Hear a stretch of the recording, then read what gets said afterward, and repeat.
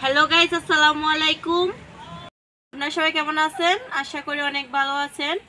আমি আপনাদের দোয়ায় আল্লাহর রহমতে অনেক অনেক ভালো আছি। আজকে আপনাদের জন্য একটা ব্লগ নিয়ে আসলাম। তো আজকে ব্লগে রেসিপিও থাকবে। তো আজকে আমি আমার বাড়ির কিছু কাজ আপনাদের শেয়ার করব। আর বাড়িতে অনেক মেহমান আসছে আমার কুটির ঘরে।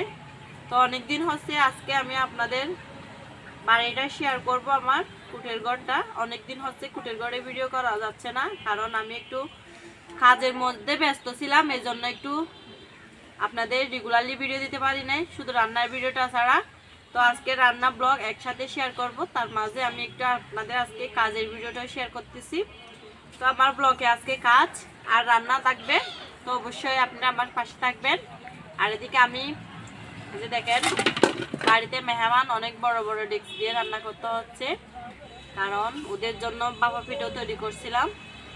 তো যাই হোক, আজকে অনেক রান্নার কাজ, তো রান্নাও থাকবে, তার মাঝে এই যে দেখতেছেন অনেকগুলা কালি পাতি রয়ে গেছে। কালি সবগুলা কিন্তু কালি দেখছি, দেখেন সবগুলা কালি দেখছি। এগুলা মাজতে হবে, কারণ বাসায় গ্যাস নেই, এখনো গ্যাসের চুলাটা নিতে পারি নাই। তো অবশ্যই আপনাদের দোয়াও ভালোবাসা থাকলেও খুব শীঘ্রই নিব। তো সবাই দোয়া করবেন। আর আমি এদিকে আপনাদের শেয়ার করতেছি আমার কাজটা। অনেকে বলেন বকে আপু ডেলি কাজগুলা শেয়ার করিয়েন, বাসায় কি করেন কি করেন না সেগুলা শেয়ার করিয়েন। তো অবশ্যই অনেকের কথাগুলো রাখার চেষ্টা করতেছি। তো বাসায় ধানের আর ঘাসের কাজ, সাথে গরু বাচ্চা দিতে, এর মধ্যে অনেক ঝামেলাও চলে গেছে। তো এগুলা মাঝখানে আমি ব্লগ শেয়ার করতে পারি নাই, এই জন্য আজকে কোনো ব্লগও আপনাদের দিতে পারতেছি না, তেমন ব্লগ। এই জন্য আজকে শেয়ার করতেছি আমার কাজের ব্লগটা। তো অবশ্যই সবাই পাশে থাকবেন, কিছু কাজ শেয়ার করব আপনাদের মাঝে। কুটির ঘরটা কিন্তু আগের থেকে একদম ভেঙে গেছে, কি বলবো আপনাদের। এই জন্য আজকে আপনাদের সব কিছু শেয়ার করবো আস্তে আস্তে। আবারও সবাই পাশে থাকেন। এদিকে আমি আপনাদের সাথে কথা বলতে বলতে কালির ডেকচিগুলো মেজে নিব। কার কার এরকম কাজগুলো করতে ভালো লাগে? আমার কিন্তু মাটির চুলায় রান্না করতে অনেক ভালো লাগে, কিন্তু কালির ডেকচিগুলো মাজতে অনেকটা খারাপও লাগে আর কি, কষ্ট হয় কাজগুলো করতে, কারণ বাসায় অনেক কাজ আমার। এখন আগে ছিল 2টা গরু, আর এখন 3টা হয়ে গেছে। তো আগের বাচ্চাটা যেটা বড়টা বিক্রি করে দিব। অবশ্যই কে নিতে চাইলে কমেন্ট করতে পারেন। অনেকেই আগে কমেন্ট করছে, কিন্তু দামটা আমাদের মনের মতো হচ্ছে না, এই জন্য। তো সবাই কমেন্ট করবেন, অবশ্যই কমেন্টে রিপ্লাই দেওয়া হবে। আমি এগুলো একটু মেজে নিচ্ছি। এই যে ভিউয়ার্স, আমার সব ডেকচি মাজা শেষ। এখন একটু কালিগুলো ভালো করে ধুয়ে নিব, আবার সাবান দিয়ে পরিষ্কার করে নিতে হবে। এই জন্য দেখেন কালির ডেকচিগুলো কিরকম নষ্ট হয়ে গেছে। এই জন্য মাটির চুলায় অনেকে রান্না করে না, শুধু কালি হয়, এই জন্য। তো আমি বেশ কালিগুলো একটু ছাই দিয়ে মেজে নিচ্ছি। এই যে গরুর গোবর দিয়ে যে লাকড়িগুলো তৈরি করি, ওগুলা দিয়ে আজকে রান্না করছিলাম। আবার ওই ছাইগুলা দিয়ে ডেকচিগুলো মেজে নিচ্ছি। এগুলো আবার সাবান দিয়ে পরিষ্কার করে নিতে হবে।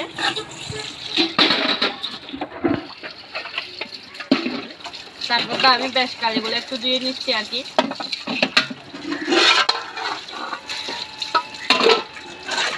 আজকে ছোট্ট ব্লগটা অথবা রেসিপিটা আপনাদের ভালো লাগলে লাইক কমেন্ট শেয়ার করবেন। আমি এভাবে সব দেখছিলাম, ধুয়ে পরিষ্কার করে নিয়ে বাড়ি চলে যাব। তো সবাই আমার রান্নার উপর চোখ রাখুন, আজকে আপনাদের রান্নাগুলো শেয়ার করব। এই যে ভিউয়ার্স, চলে আসলাম রান্নাঘরে। এই যে দেখতেছেন গলদা চিংড়ি, এগুলা বাজার থেকে নিয়ে আসছে ফ্রাই করার জন্য। তো আপনাদের আগে থেকে বলছিলাম মেহমানদের জন্য অনেক কিছু আয়োজন করছে। তো আন্টির বাসায় রান্নাগুলো এখনও শেষ হচ্ছে না, কারণ আরও অনেক রান্না বাকি রয়ে গেছে। এই যে আমি এখানে পরিমাণ মতো সব নিয়ে নিয়েছিলাম, আর এদিকে কড়াইতে তেল দিয়ে দিচ্ছি। দেখতেছেন কড়াইটা শুকাই গেছে। এখন আমি পরিমাণ মতো তেলগুলো দিয়ে দিব। আজকে চিংড়িগুলো আমি প্রথম থেকেই ফ্রাই করে নিব, যে দেখতেছেন। তো রান্নাগুলো অনেকটাই সুন্দর লাগবে আপনাদের। আর এদিকে আমি চিংড়িগুলো দিয়ে দিয়েছি, দেখতেছেন। এভাবে সবগুলা চিংড়ি একসাথে আমি ফ্রাই করে নিব, কারণ তেলের মধ্যে দিলেই তো চিংড়ি এমনিতেই লাল হয়ে যাবে। তো এগুলো সবগুলো আমি এমনিতেই লাল করে নিব রান্না করার জন্য, তারপর রান্না করা হবে। প্রথমে ফ্রাই করে নিচ্ছি। সবাই ভিডিওর উপর চোখ রাখুন। দেখতেছেন এদিকে লাল হয়ে গেছে, তো আমি এটা একটু উল্টে দিচ্ছি। তো এই চামচটা দিয়ে একটু কাজগুলা করতেছি, কারণ তেলগুলা চামচ দিয়ে যেহেতু গলে যায় এজন্য। আর এগুলো আমি মাছগুলো এক ফিট ও 4 ফিট উল্টে দিচ্ছি। মাছগুলো আপনাদের কেমন লাগছে কমেন্ট করবেন, অবশ্যই বেশি বেশি কমেন্ট করবেন, কারণ মেহমানদের জন্য আজকে ছোট্ট রেসিপিটাও আছে। তো কারা চিংড়ি বেশি পছন্দ করেন কমেন্ট করবেন। তো আমি এগুলা সবগুলো এভাবে আস্তে আস্তে সবগুলা ফ্রাই করে নিব। এই যে দেখতেছেন আমার চিংড়িগুলো একদম লাল হয়ে গেছে। চিংড়িগুলো আমি লাল করে নিলাম। তো এখন এগুলো আমি তেলের উপর থেকে সারিয়ে নিব, কারণ যেগুলো হয় না এগুলো একটু উল্টে দিচ্ছি, ভালো করে নিচ্ছি আর কি লাল। আজকে রান্নার রেসিপিটাও শেয়ার করতেছি আমার ব্লগের মাঝে আপনাদেরকে, অবশ্যই আপনাদের ভালো লাগবে। তো আমি এগুলা তেলের উপর থেকে তুলে নিব আর একটু লাল করে। তো অবশ্যই সবাই মাটির চুলায় রান্না করবেন, রান্না করলে কিন্তু অনেকটাই ভালো লাগে। তো আমি তেলগুলা সরিয়ে মাছগুলা তুলে নিচ্ছি, দেখতেছেন। এখন মাছগুলোও তুলে নিচ্ছি। তো মাছের জন্য যা প্রয়োজন সব কিছু আমি পরিমাণ মতো নিয়ে নিলাম। এভাবেই গলদা চিংড়িগুলো রান্না করলে আপনাদের অনেক ভালো লাগবে। তো অনেকে বলবেন এই ভিডিওতে শেখার মতো কি আছে, অনেক কিছু আছে। আপনারা মন দিয়ে ব্লগটা দেখবেন, আর অর্ধেক দেখে কেউ বেরিয়ে কমেন্ট করবেন না, পুরোটাই দেখবেন। এদিকে রান্না করার জন্য আমি তেলের মধ্যে পেঁয়াজগুলা দিয়ে দিচ্ছি। যে তেলগুলো আমি আগে মাছগুলো এখান থেকে ভেজে নিয়েছিলাম, ওখানে অনেকগুলো তেল রয়ে গেছে। এর উপরে আমি মাছগুলো আবার রান্না করব। তো আমি পেঁয়াজ কুচিগুলো পরিমাণ মতো কুচি করে দিয়ে দিছি, আর পরিমাণ মতো কাঁচা মরিচ কুচি দিলাম, দেখতেছেন। তো এগুলো একটু ভালো করে আমি নাড়াচাড়া করে মিক্স করে নিব তেলের মধ্যে। আর একটু পেঁয়াজগুলো একটু বাদামি কালার করে নিয়ে নিব, যে দেখতেছেন একটু নাড়াচাড়া করে দিচ্ছি পেঁয়াজ মরিচ একসাথে। তো এখানে যা যা প্রয়োজন সব কিছু আস্তে আস্তে আমি দিয়ে দিব। তো যে দেখতেছেন পেঁয়াজগুলো আমি নাড়াচাড়া নিলাম, আর এখন দিয়ে দিচ্ছি আমি, দেখতেছেন, আদা বাটা রসুন বাটা এগুলো দিয়ে দিলাম, জিরা বাটা, পেঁয়াজ বাটা একটু দিয়ে দিলাম, আবার একটু নাড়াচাড়া করে দিচ্ছি। কারণ এক হাতে ভিডিও এক হাতেই রান্না করতেছি, এজন্য আপনাদের ক্লিয়ারলিভাবে ভিডিওটা শেয়ার করতে পারতেছি না, অবশ্যই তার জন্য অনেক দুঃখিত। আর এই যে এদিকে আমি এখন একটু পানি দিয়ে দিব, যেহেতু পুড়ে না যায়, পেঁয়াজ মরিচ মশলাগুলো যেহেতু পুড়ে না যায় এজন্য। তো চিংড়িগুলো কিন্তু এভাবে রান্না করলে পেঁয়াজ বেশি দিয়ে অনেকটা মজা হয় আর কি। আর এদিকে একটু হলুদের গুঁড়া দিয়ে দিচ্ছি, একটু ধনিয়ার গুঁড়া দিয়ে দিলাম, আর একটু লাল মরিচের গুঁড়া দিয়ে দিব এখন, যে একটু লাল মরিচের গুঁড়ো দিয়ে দিলাম। তো এখন এগুলো একটু মিক্স করে নিব এখানে দেওয়ার মতো। আর টমেটোটা বাকি রইল। এই যে মশলাগুলো একটু ভালো করে কষিয়ে নিচ্ছি, সাথে একটু জিরা বাটাও দিয়ে দিলাম।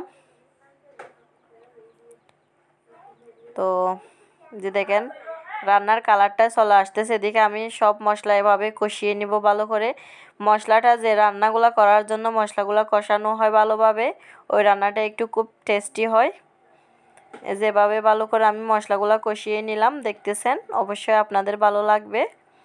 তো এখানে এর উপর আমি গলদা চিংড়িগুলো দিয়ে দিব, যেটা আমাদের এদিকে একটু বেশি পাই এই চিংড়িগুলা।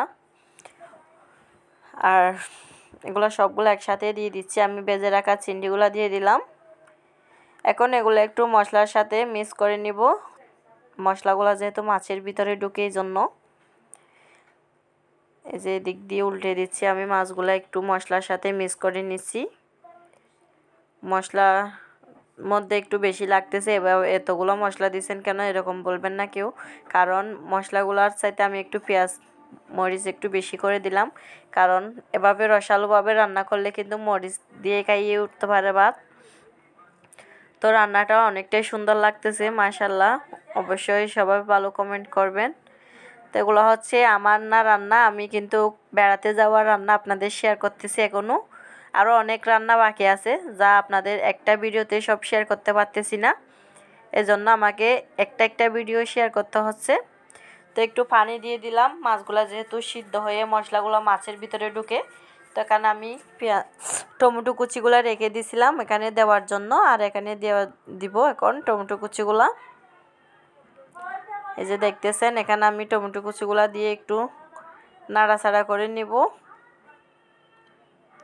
এই যে দেখেন মাছগুলো সিদ্ধ হয়ে ঝোলগুলো শুকাই যাচ্ছে তো এভাবে ঝোলগুলো শুকাই নিয়ে একদম আঠালোভাবে রান্না করে নিব অবশ্যই ভালো থাকবেন ধনিয়া পাতাগুলো দিয়ে দিলাম সবাই ভালো থাকবেন সুস্থ থাকবেন আমাদের জন্য দোয়া করবেন যারা এখন আমার চ্যানেলটি সাবস্ক্রাইব করেননি এখনই সাবস্ক্রাইব করে পাশের বেল আইকনটি বাজিয়ে দিবেন সবাই ভালো থাকবেন সুস্থ থাকবেন আল্লাহ হাফেজ